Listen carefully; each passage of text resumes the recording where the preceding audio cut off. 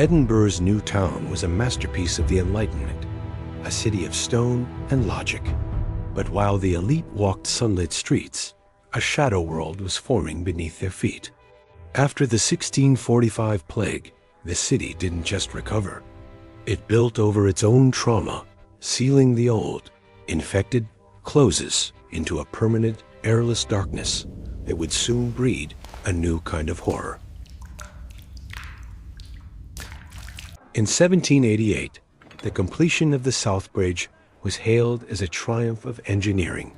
Within its massive stone arches lay 120 hidden vaults, intended as workshops and storage for the city's wealthy merchants. But a fatal flaw was buried in the design. The vaults were unventilated, damp, and seeped with the stench of the city's undrained sewage. The wealthy merchants fled almost immediately as their goods rotted in the stagnant air. By the early 1800s, the vaults were abandoned by legitimate trade. Into this vacuum descended the invisibles, the poorest of the poor, Irish immigrants and criminals. A secret city formed within the bridge, a lawless labyrinth where the sun never rose and the law never entered. This was no longer just a cellar. It was a vertical social collapse. Thousands were living in windowless boxes, separated from the elite, above by only a few feet of stone. Above, the sound of horse carriages symbolized progress. Below, the sound was a haunting reminder of a world they could hear, but were forbidden to rejoin, trapped in an industrial-scale tomb. As the vaults deepened into squalor, they became the perfect laboratory for illicit activities. Beneath the city's prestigious medical schools, a dark demand was growing. Science was hungry for human material, and the vaults provided the perfect, unmonitored routes for resurrection men to transport their gruesome cargo away from the prying eyes of the night watch. The city authorities knew. Documents suggest they deliberately ignored the growing horror beneath the South Bridge to protect the reputation of Edinburgh as a center of wisdom. But this systematic negligence created a monster. In the darkness, two men were about to turn the trade of body snatching into a systematic, cold-blooded industry of murder. Edinburgh was the beating heart of medical science, home to the world's most prestigious anatomy school. But the brilliance of the lecture halls was fueled by a dark, insatiable hunger. Every year, hundreds of ambitious medical students arrived, each desperate to cut into human flesh, creating a massive, unregulated demand for the deceased. The British law was clear. Only the bodies of executed murderers could be dissected. For a city training thousands of future doctors, this provided only a handful of corpses a year. This legal bottleneck forced the medical establishment into a silent, deadly alliance with the underworld, turning the dead into a high-value commodity. Into this gap stepped the resurrection men. Far from common thieves, these were professional teams who operated under the cloak of night. They weren't interested in jewelry or gold. They hunted only for fresh material. Working in the shadows of Greyfriars Kirkyard, they became the ultimate predators of the Edinburgh night. Their methods were frighteningly efficient. They didn't dig up the entire grave. Instead, they dug a small hole at the head, smashed the wooden coffin lid, and used iron hooks to drag the body out in less than 15 minutes. The clothes were thrown back because stealing garments was a felony, but stealing a body was a civil offense. Panic gripped the city. Families began to stand watch over fresh graves with loaded muskets. Blacksmiths invented mortsafes, heavy iron cages and stone slabs designed to lock the dead within the earth. It was a silent war between the living and the body snatchers, fought in the freezing mist of the cemetery. To avoid the night watch, the resurrection men used the labyrinthine South Bridge Vaults. These subterranean passages connected the underworld directly to the back doors of anatomy theaters. In the dead of night, heavy sacks were hauled through the damp stone arches, delivering subjects to surgeons who asked no questions, only paid in gold. By 1827, the graves of Edinburgh were so well guarded that the resurrection men faced a supply crisis. In the dark boarding houses of the Westport, two Irish immigrants, William Burke and William Hare, discovered a more efficient way to meet the surgeon's demand. They wouldn't wait for people to die. They would bring the science its material fresh. Their first victim was a natural death, but the payout from Dr. Robert Knox was so intoxicating they couldn't stop.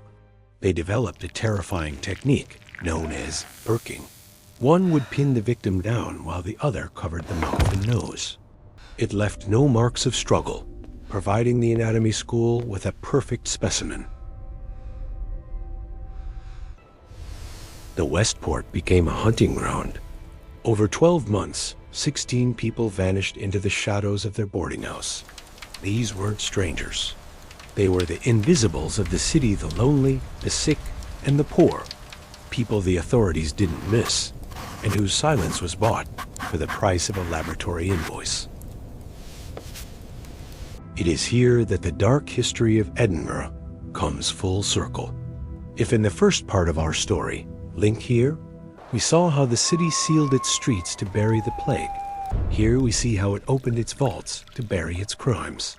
The very tunnels intended for trade became the veins through which the blood of the innocent flowed directly into the halls of science. Dr. Robert Knox, the most brilliant anatomist of his time, never asked where the fresh, unmarked bodies came from. He paid in gold and turned a blind eye, driven by an obsession to map the human interior. His silence made him the most dangerous man in the room, the intellectual architect of a murder machine.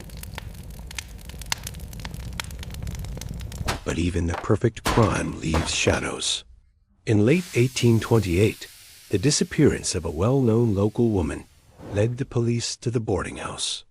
What they found behind the locked doors of the vaults horrified the empire. The secret alliance between science and slaughter was about to be torn open, revealing a darkness that even Edinburgh couldn't ignore. The trial of Burke and Hare shattered the city's Enlightenment facade. While Hare turned king's evidence and vanished into anonymity, William Burke met a fate of chilling poetic justice. In 1829, before a crowd of 25,000, he was hanged. His body was then publicly dissected at the very university he had supplied with victims. His skin even used to bind a pocketbook. Dr. Robert Knox escaped the gallows, but not the fury of the people. Effigies of the doctor were burned in the streets, and his reputation lay in ruins. The scandal forced a change in British law, the Anatomy Act of 1832, which finally provided a legal route for medical research, effectively ending the era of the resurrection men and their bloody trade.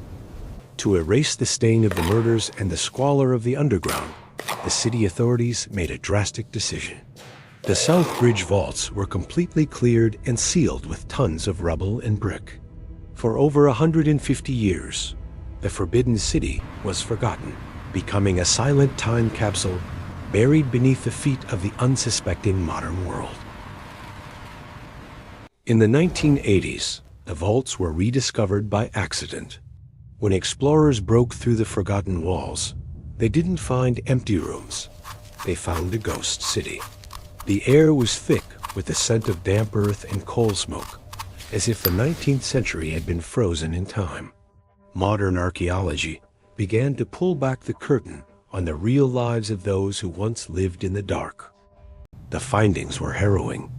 Among the personal items of the poor, archaeologists discovered discarded medical waste, animal bones with surgical saw marks, rusted scalpels, and fragments of human remains. These artifacts confirmed the darkest rumors that the vaults weren't just a slum, but a clandestine laboratory where science and crime operated in the shadows of the South Bridge. O'Day, the Forbidden City beneath Edinburgh, remains one of the most haunted locations in Europe. It stands as a silent monument to a time when progress demanded a blood sacrifice, and the elite built their world directly on top of the suffering they refused to see. The vaults are still there, breathing cold air into the streets above, a reminder that some secrets can never stay buried.